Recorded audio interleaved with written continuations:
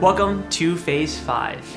In Phase 5, this is where the misfits of the story of sales go. This is where all the concepts that don't have a structured place in the earlier phases go. This is where I wanted to make sure there are things that don't flow with the natural concept of the different stages of a sales call, that go inside of the stages of a sales call, but would distract from the story that we were trying to tell earlier. This is where all the randomness of sales, all the random ideas and concepts that I've picked up over the last decade go. This is the house of the misfits. Phase 5 is kind of one of my favorite phases in this entire series because it's the odd one out of the entire series. It's the perfect metaphor for your instructor. Phase 5 is going to be a fun one. Today we're going to go over tonality and cadence. It's one of my favorite parts of a sales call. This is the 80-20 of it's not what you say, but how you say it. It's going to get spicy. We'll start now. Let's dive in. Let's roll intro.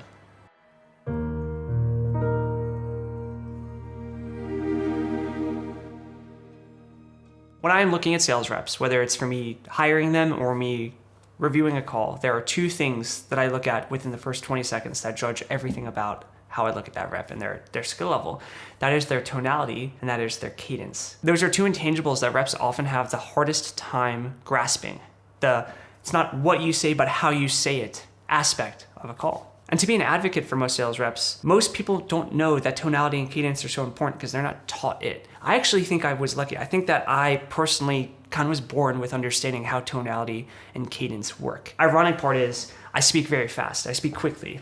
But if you watch me on a sales call, even in this video, this lesson, I know when to slow down. I know when to use quick language and I know when to pick things up and speak quickly to get people's attention, but I also know when to slow things down so that people can really internalize and comprehend what I'm saying. Tonality is the same thing. It's not what you say, but how you say it. If I told you this lesson is going to be super powerful versus this lesson's gonna be super powerful versus this lesson's gonna be super powerful, even though I said the same thing 3 different ways, you connotate it differently based on the tonality I'm using. So there are some times where we want to have inquisitive tonalities. There are some times where we want to have confident and assertive tonalities, and sometimes where we want to have gentle, uplifting tonalities. Upward, downward.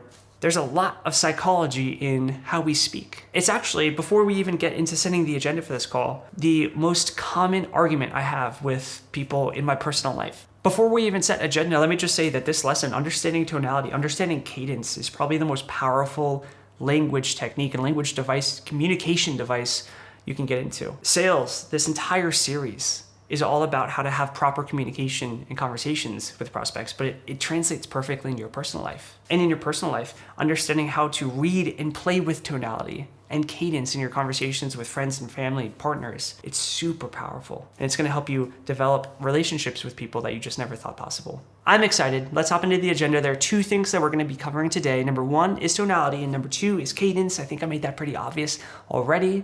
But hopping into tonality, there are 3 types of tonality or macro types of tonality that we're gonna be looking at and researching today. Number 1 is upward. Number 2 is downward, and number 3 is level. Let's pretend for a second that we are kids. We're 10 years old, we are in our childhood homes, and we are playing with toys on our bedroom floor. And we hear our mother call for us. And in this first example, it's with an upward tonality. My mom called me Paulito. Paulito, can you come downstairs? It's very exciting, right? I come downstairs and I found out she has cookies. I'm expecting some kind of pleasantry because it was an excited upward tonality. Now, let's change that to the same exact sentence, but with a level tonality. Paulito, can you come downstairs? It's a little more serious. It's not serious. It's not happy and cheerful. It's not aggressive. It's level. It's neutral. I don't really think anything about it. I go downstairs because I need to go downstairs. If I go down there, I'm expecting, hey, can you do this for me? Or something like that, right? It's not playful and cheerful, but it's not serious and aggressive. It's neutral, it's level. If I go downstairs, I'm expecting to do probably a chore or an errand, nothing big. But if I hear a downward tonality, Paul, can you come downstairs? That aggressive, confident tonality at the end. I'm thinking to myself, I'm screwed. What did I do? The last rule that I broke is probably on top of my mind because that aggressive downward tonality implies negativity, right? Same exact line.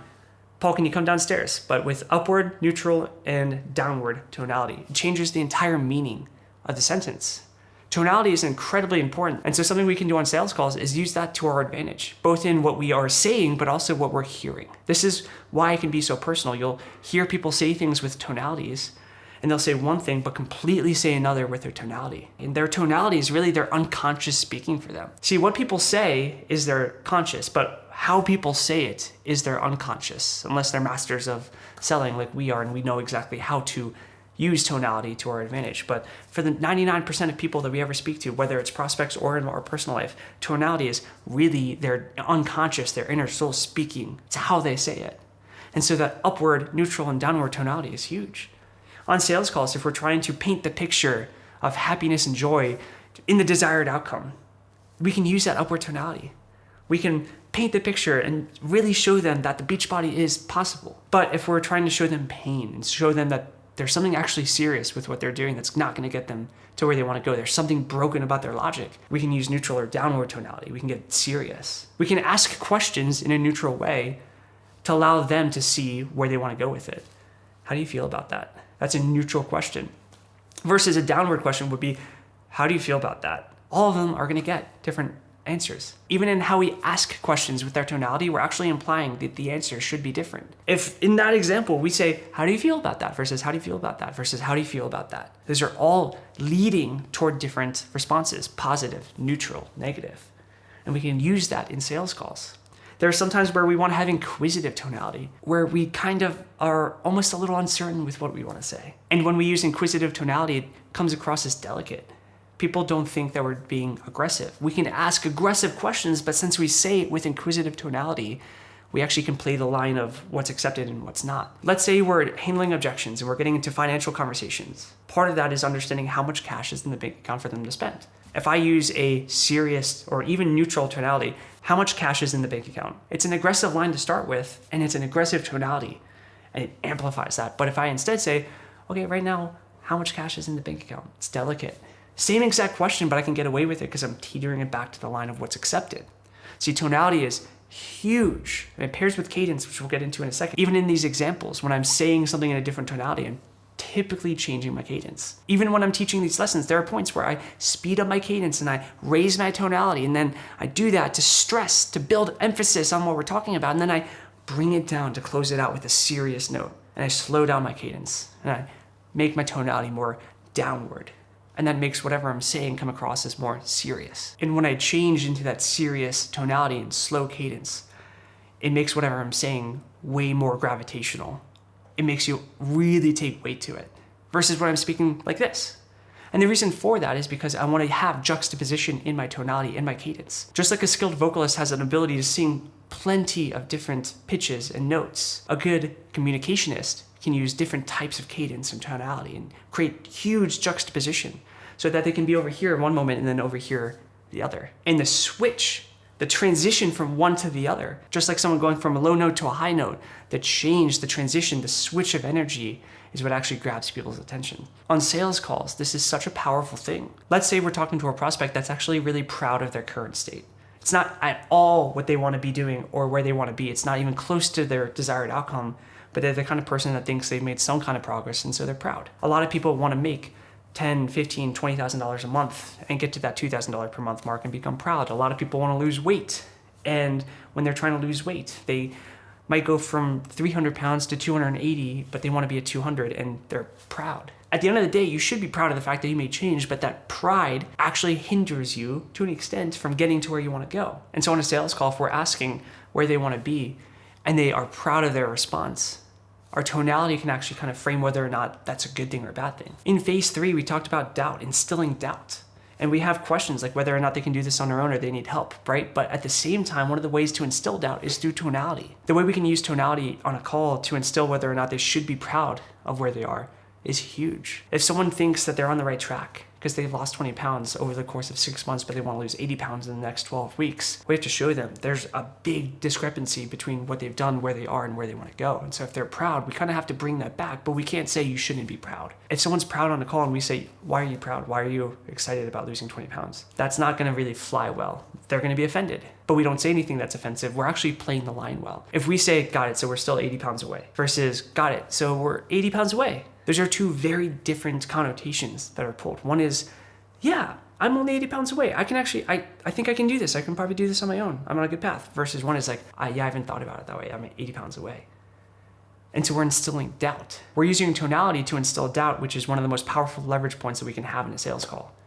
And we're not saying anything to do it. We're just saying things that we would say anyway in a different way. In the world of business, revenue goals are really, really common. And so you'll hear people say, I want to get to X amount of money a month. And you'll hear them say it as, yeah, I'm going to get to $100,000 a month versus I really want to get to $100,000 a month. And in one way, you really understand how serious someone is about their goal and how far away they think it is. If someone's saying, I really want to get to $100,000 a month, they're really uncertain. They have a lot of doubt. They don't know if they can do it versus I really want to get to $100,000 a month. That's serious. That person is committed. That person is going to do well. And you approach those conversations completely differently. And they both said the exact same thing, but we're now aware of the tonality they're using. So we can now adapt how we conversate with them and communicate with them. If someone has that inconfident tonality, I really want to get to $100,000 a month. If they're saying it like that and they're nervous, we're going to get into why they're nervous, why they're doubtful, why saying that is making them uncomfortable, why they think they wouldn't be able to get there.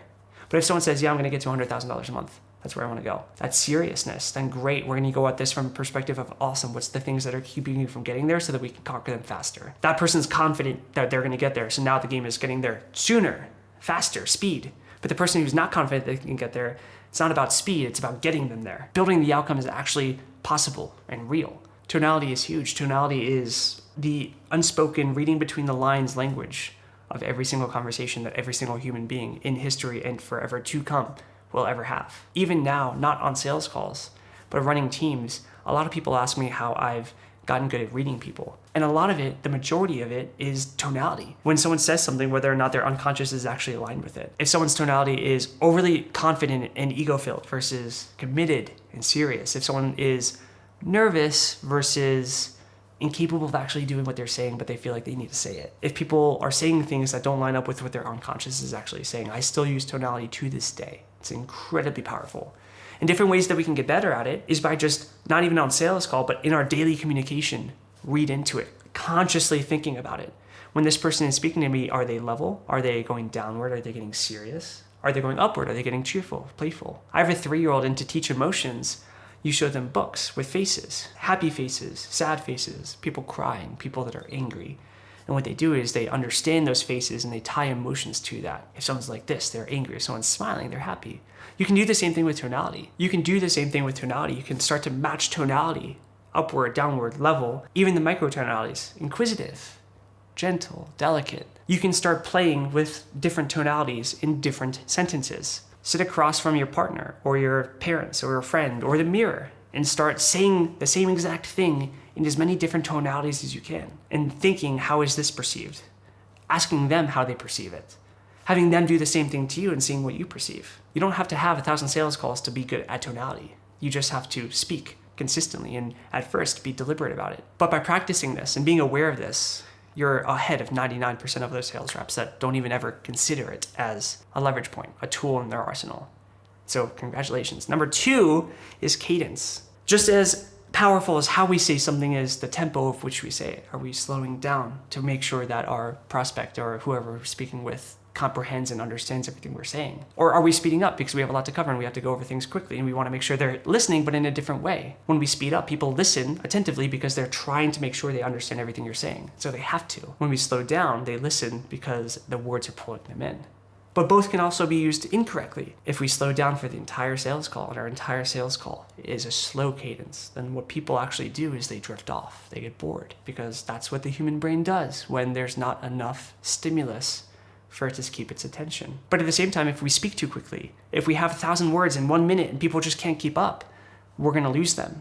They're gonna lose things that are important for them to hear. It's almost like listening to a rap that you just can't keep up with. And so the game with cadence is understanding when to use different types of cadences, and also that in general, we wanna have build-ups and slowdowns and juxtaposition between the two. See, if you always stay very fast and keep it fast, then people are not gonna wanna talk to you or listen to you because they know you're a quick speaker. But if you keep it slow, speak like a turtle, people are gonna get bored and they'll zone off. before you actually get your point across. And so what actually keeps people's attention is not sticking to one cadence, but using the flow between the two. Just like with tonality, going from an upward cheerful to a serious tonality is juxtapositional. And so people see that transition and it pulls them in. It's the same thing with cadence. If we have quick cadence and it slows down a serious cadence, it's probably because we're saying something serious, especially if we match that with tonality. If we have an upward, playful, cheerful tonality when we're speaking with a quick cadence and we seriously bring that down to a slow cadence with a downward tonality or a level tonality, that means whatever we're saying right now is probably serious. They should listen. It's not always what we're doing, but the switch, a transition between the two.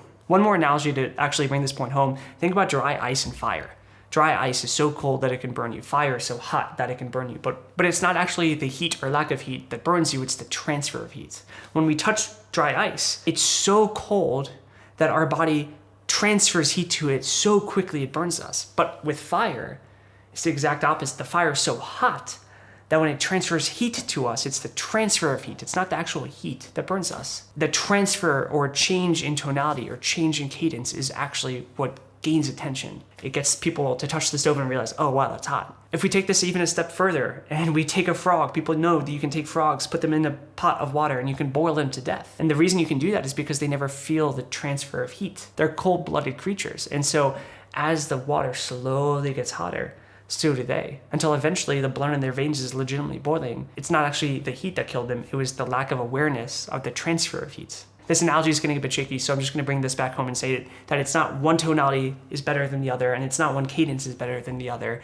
but it's that we want to know when to use them appropriately. And even more than that, it's using them with juxtaposition. We want to be able to speed up and slow down. We want to be able to have serious and playful. And we want to do that consistently throughout our conversation to make the conversation more interesting, to make the conversation more grabbing. It's almost like building subplots in your conversation. In the plots of your sales call, this is how you keep people engaged. This is the action or lack of. Tonality and cadence, incredibly important levers in your sales calls and in your personal life. I really thought this lesson was incredibly important, but I had no idea where else to put this in the entire series that we've had so far. It's its own kind of unique idea. And like I said, phase 5 is just gonna be more of these unique ideas. Whether it's talking about silence or the power of no, or how to hold authority. These are all things where it's just, I don't know where to put them. So I'm just gonna have phase 5 be the house of misfits. All the ideas, all the random concepts that I think are gonna help you on your sales calls and in your personal life. That's what phase 5 is for. I'm excited for it. I'm excited to see you in the next lesson. But until then, happy hunting.